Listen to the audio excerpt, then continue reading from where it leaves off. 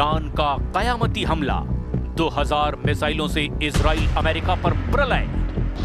बेशक ईरान में फैले भीषण हिंसक प्रदर्शनों पर ईरानी सरकार ने काबू पाने का दावा किया हो, लेकिन अभी भी ईरान पर जबरदस्त बाहरी हमले का खतरा बना हुआ है। अमेरिका का जंगी एयरक्राफ्ट कैरियर तेज रफ्तार से ईरान की तरफ समंदर में बढ़ता दिखाई दे रहा है। इधर इजराइल की मोसाद और अमेरिका की कई खुफिया एजेंसियां ये पता लगाने में जुटी है कि 28 दिसंबर 2025 से अब तक हिंसक प्रदर्शनों का घातक असर ईरान के सुप्रीम लीडर अली खामनेई के शासन पर क्या पड़ा है। इस बीच ब्रिटिश मीडिया आउटलेट द सन ने सूत्रों के हवाले से बताया कि ईरान ने बैलिस्टिक मिसाइलों और अपने परमाणु हथियार कार्यक्रम को तेजी से बढ़ाना जारी रखा है। एक्सपर्ट्स का मानना है कि ईरान का ज्यादातर परमाणु मटेरियल बच गया था। ये संशोधित यूरेनियम लगभग आधा टन है, जिससे कम से कम 10 एटम बम बन सकते हैं, जो इजराइल के साथ साथ अमेरिका के विनाश के लिए भी काफी है। खबर तो ये भी है कि रूस और चीन ने ईरान को पिछले 300 घंटे में ऐसे हथियार और खुफिया उपकरण और एयर डिफेंस से जुड़ी यूनिट्स भी पहुंचा दी है, जो अमेरिका और इजराइल के हमलों के दौरान ईरान का जबरदस्त तरीके से बचाव करेगी। एक्सपर्ट के दावों के मुताबिक ईरान में खामनेई शासन के खिलाफ हुए हिंसक प्रदर्शनों से ईरान सरकार कांप गई और अब खामनेई भीषण खतरों के बीच कयामती हमलों की तैयारी कर रहे हैं, ताकि अमेरिका और इजराइल को लंबे वक्त के लिए नुकसान पहुंचाया जा सके। लेकिन इस पूरे घटनाक्रम की शुरुआत हम करते हैं उस खबर से जिसने अमेरिका और इजराइल के होश उड़ाकर रख दिए हैं। जीतने के लिए नहीं, मारने के लिए लड़ रहा है ईरान। ईरान इस वक्त दावा कर रहा है कि ईरान में हुए हिंसक प्रदर्शनों के पीछे इजराइल की मोसाद और अमेरिका की CIA जैसी खुफिया एजेंसियों के एजेंट थे, जो ईरान से खामनेई शासन का तख्ता पलट करने की कोशिश में जुटे थे। जिस वक्त अमेरिका के राष्ट्रपति ट्रंप ने दावा किया था कि ईरानी प्रदर्शनकारी सड़कों पर डटे रहें, अमेरिका से मदद ईरान पहुंच रही है, उस वक्त ईरान ने रूस और चीन की मदद से अमेरिका और इजरायली हमलों से निपटने के लिए कई खुफिया तैयारियां महज 48 घंटे में ही पूरी कर ली थी। अब ब्रिटिश मीडिया आउटलेट द सन ने खुफिया रिपोर्ट्स के हवाले से एक बहुत बड़ा दावा किया है कि ईरान को अगर जरा भी लगा कि उसके ऊपर अमेरिका और इजराइल दोनों भीषण हमला करने जा रहे हैं, तो ईरान ऐसी स्थिति में पहले ही हमला कर देगा, जिसके लिए उसकी तैयारी पूरी हो चुकी है। ईरान खास तौर से अपने बैलिस्टिक और हाइपरसोनिक मिसाइलों से मिडिल ईस्ट में मौजूद अमेरिका के सैन्य ठिकानों और इजराइल में मौजूद सभी सैन्य ठिकानों पर एक साथ मिसाइल सुनामी के जरिए हमला करने की तैयारी कर चुका है। ईरान ने इजराइल में हमला करने के लिए अपने संभावित टारगेट लॉक कर दिए हैं, और वो ठिकाने कौन से हैं, जरा इसे भी जान लीजिए। इजराइल की राजधानी तेल अवीव को ईरान पूरी तरह से तबाह करना चाहता है। इसके अलावा इजराइल के किरिया में मौजूद इजराइल का रक्षा मंत्रालय मुख्यालय भी ईरान के टारगेट पर है, जहां जून 2025 को भी एक ईरानी मिसाइल इससे मात्र 300 मीटर की दूरी पर गिरी थी। इस बार ईरान इसे सीधे निशाना बनाने की तैयारी में है। बेतियाम और रामत गन भी ईरान के टारगेट पर है। यहाँ के ये घनी आबादी वाले इलाके हैं। पिछले युद्ध में यहाँ की कई गगनचुंबी इमारतों को भारी नुकसान पहुंचा था। इसके अलावा ईरान ने इजराइल के एयरबेस नेवातिम एयरबेस को भी टारगेट पर ले लिया है। यहाँ इजराइल के अत्याधुनिक F-35 लड़ाकू विमान तैनात रहते हैं। ईरान इसे पूरी तरह से खत्म करना चाहता है। तेल नोफ और रामत डेविड, ये दोनों बेस इजरायली वायुसेना की ताकत है। ईरान की योजना इन्हें मिसाइल कारपेटिंग यानी सैकड़ों मिसाइलों को एक साथ दाग कर इन्हें पूरी तरह से तबाह करने की है। हाइफा रिफाइनरी ये इजराइल का सबसे बड़ा तेल और पेट्रोकेमिकल हब है। जून 2025 में ईरानी हमले में यहां लगी आग ने पूरे देश की ऊर्जा सप्लाई को प्रभावित किया था।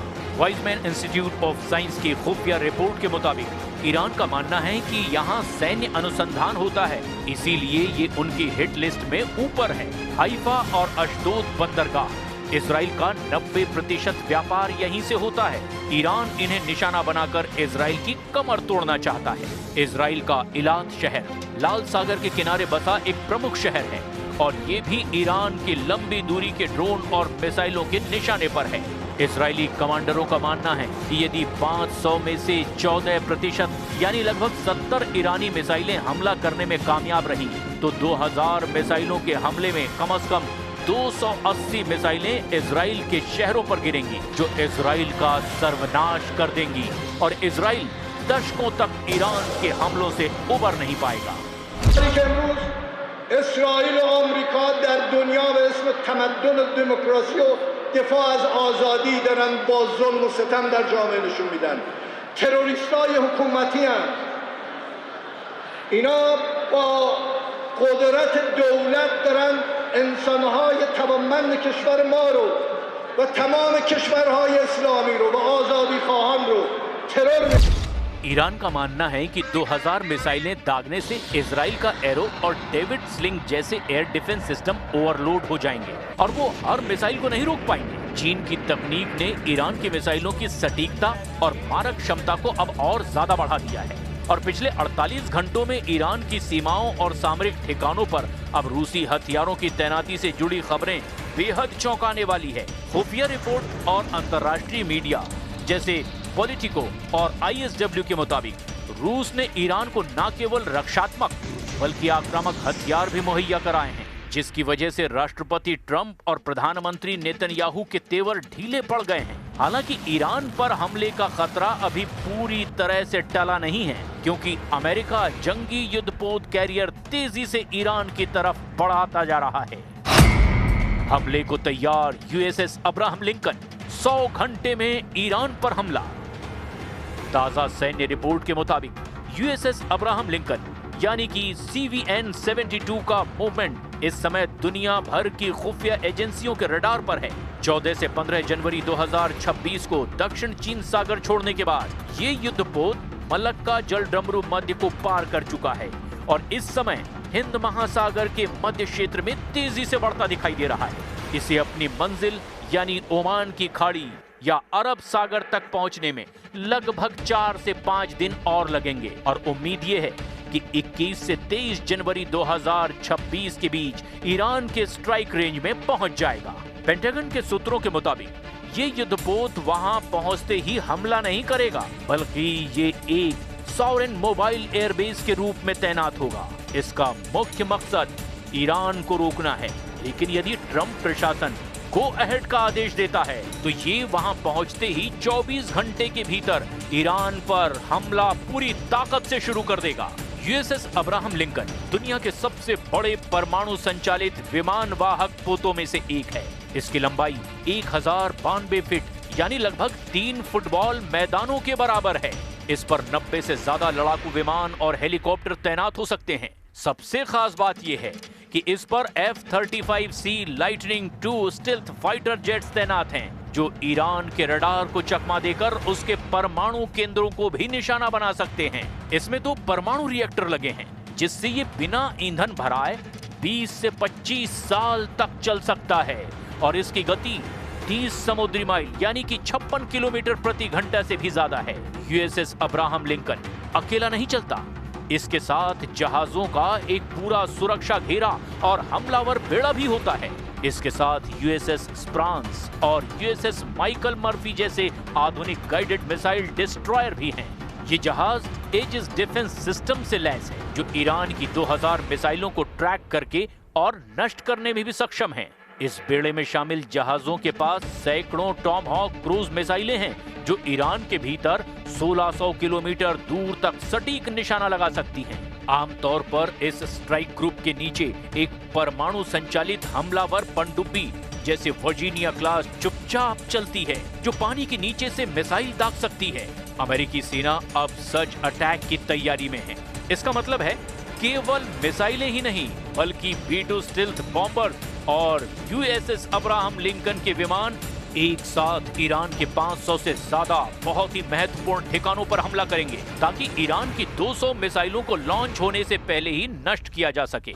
Now I hear that Iran is trying to build up again, and if they are, we're going to have to knock them down. We'll knock them down. We'll knock the hell out of them. लेकिन Iran पर ऐसा हमला करने से पहले राष्ट्रपति Trump को 100 बार सोचना पड़ेगा, क्योंकि अगर जरा भी चूक हुई तो ईरान युद्ध इजराइल के वजूद पर भारी पड़ेगा। वहीं अमेरिका के लिए गले की हड्डी भी साबित हो सकता है। अब ऐसे हालात में देखना यह होगा कि पहले ईरान अमेरिका और इजराइल पर हमला करता है या फिर अमेरिका और इजराइल ईरान के हमले से पहले ही उसे तबाह कर देते हैं।